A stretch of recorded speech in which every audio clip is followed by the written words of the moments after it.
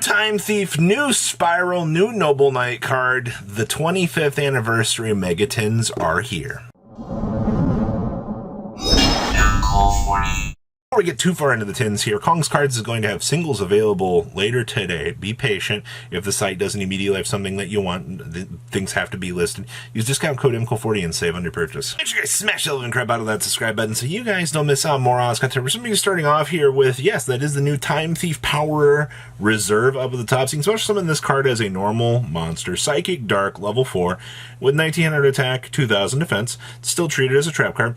And then you can special summon one Machine Time Thief monster from your hand deck or graveyard. Okay, that's not bad. If you control and exceed monsters that both a spell and trap card as material, okay, so as long as you have both, you can banish this card from your graveyard. Banish one card in the field. You can only use one effect of Time Thief Power Reserve per turn. That's it's not horrible. It's still a trap, but it does special summon an additional from the deck. So I'm going to give it a little bit of the benefit of the doubt here just to kind of see. So everything else that you see here, Griffin Rider gets an Ultra upgrade. They actually did pretty cool with this, with some of the upgrades that they actually did kind of assign in this set, which I'm actually kind of about that. Normally, you know, the set is supposed to be some cool rarity upgrades, so I'll take that. Pit Knight early also gets a very nice Ultra upgrade here as well. Naturia Blessing also stepping on into the light as an Ultra rare, which I think most of us are going to be very happy to, a little bit late on that, but you know, we'll get that. Sharkdrake Vice also found its way into the tins, and I don't know why, but okay, Konami. Spellbound's also in here, and Alba Lenitus also found their way in here as an Ultra. Kind of looks fake, but okay. Then we have Camelot over here. This is the amazing new Noble Knight support. So once per turn, if a Noble Knight card or cards you control will be destroyed by battle or card effect, you destroy one equipped card you control instead. Okay, so we have a replacement effect on a field spell. During your main phase, you can banish this card until the next standby phase. And if you do, place one Noble Knights of the Round Table from your hand deck or graveyard face up in your field zone.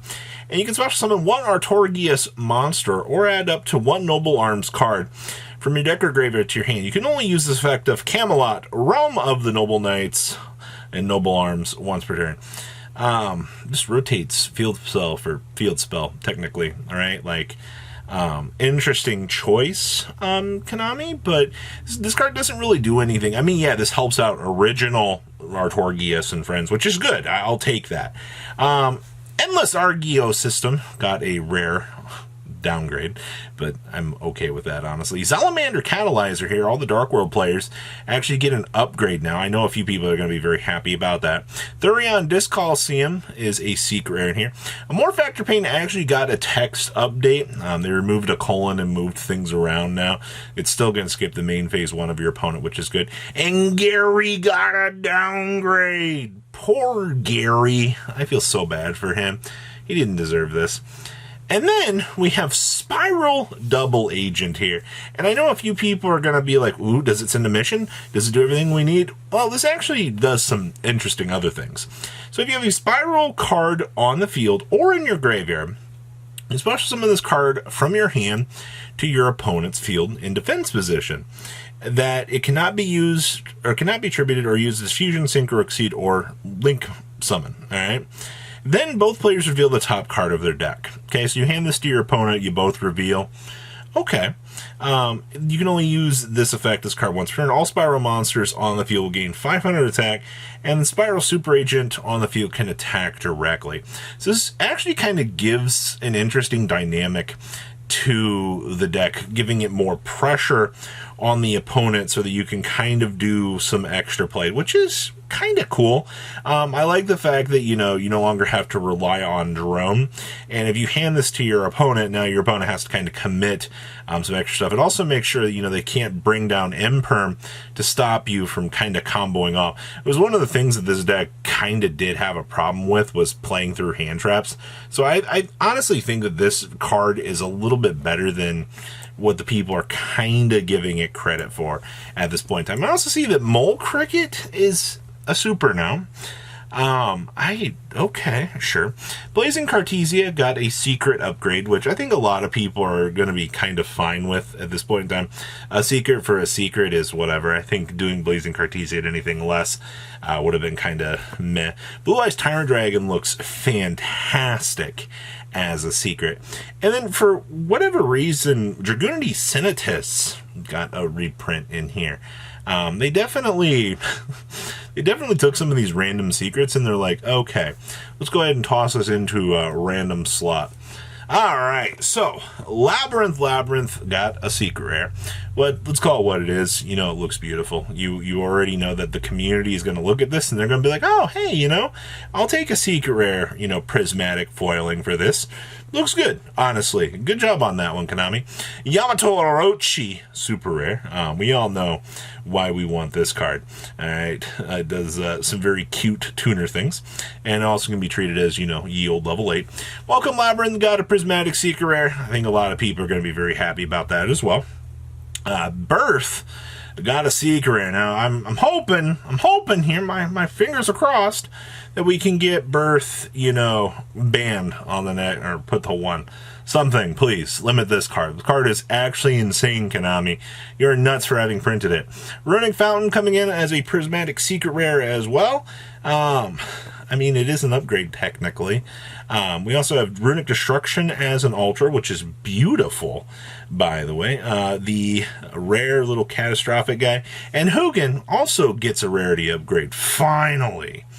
What else we got back here? Hey, Black Winged Assault friend here also gets a prismatic secret rare, which I think the Blackwing community is going to enjoy that one, I feel like. Now, Expulsion also got the reprint here, but Robbie, the card's banned. Well, it's a common. All right, it doesn't necessarily hurt for them to toss it into the set as a common, just to make sure and go, hey, you know, we did reprint this. It's a little bit more available now. I think that's fine. And of course, we assumed that Regulus and Illusion of Chaos would be following it up with reprints in here. These were some of the most needed cards that needed reprints. This actually should end up ending the value of Difo, and well, I can't wait till it's the end of Battles of Chaos out here, because we still do have the Dark Magician Prison there.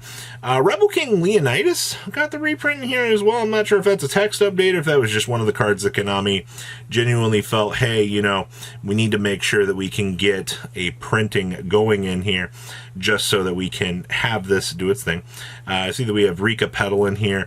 Exosister Armament also made its way in here, which is fantastic, by the way. And Groza Tyrant of Thunder also found their way in here. So, okay. Next up here we have the Rika Golden Droplets as a secret rare. Holy moly, man. About time. I am so excited about this. A nice rarity upgrades. We have the Scareclaw Lightheart in here as well as a secret rare, which is actually fantastic. We have Timaeus, the United Dragon, getting a fabled secret rare. About time. Freeze and Curses finally gets a very, very nice upgrade in here as well, which are actually not too terrible. We also have Fenrir getting the prismatic secret rare that you do see up there. I think a lot of people are going to be extremely happy about that, just to make sure that they can pick up that nice little good card. Exosister Caspitiel getting a ultra upgrade, I guess. Lady Labyrinth also coming in here as a secret rare. Once again, I know people are going to be excited to get their hands on that. Garua as a secret rare looks fantastic. Good job on that one. And Frecky gets an upgrade as well. I'm super excited for Frecky. About time, Konami. And then, of course, we have a couple other stray things here. Runic Allure got the Ultra print in here as well. Beyond the Pendulum, Psychic, and Punisher, and the Ogre all got secret upgrades. Dollmaster Miss Madison also is in here. Flashing Fire got it. For whatever reason, Terrors of the Overroot is still a common. Disappointing. You should have at least supered it, Konami. What were you doing, by the way? Preparations is an Ultra. And then we have some interesting little reprints, like the Crawler up here. Salesman got a super print, which is pretty good. Libromancer floating down here as well. And it looks like we got a Old Noble Knight card as a reprint as well. So, this is just the beginning of what we're expecting out here for the 10s. So here's what I'm going to tell you. check out our dear friends over at Kong's Cards. Use discount code MCO40, and they will save you on your purchase for Megatin singles later on in the day. Give them time. They got to list these things, all right? So just wanted to point that out. I hope you guys have a good rest of your day, and we'll talk more about this later on. Patrons, thank you.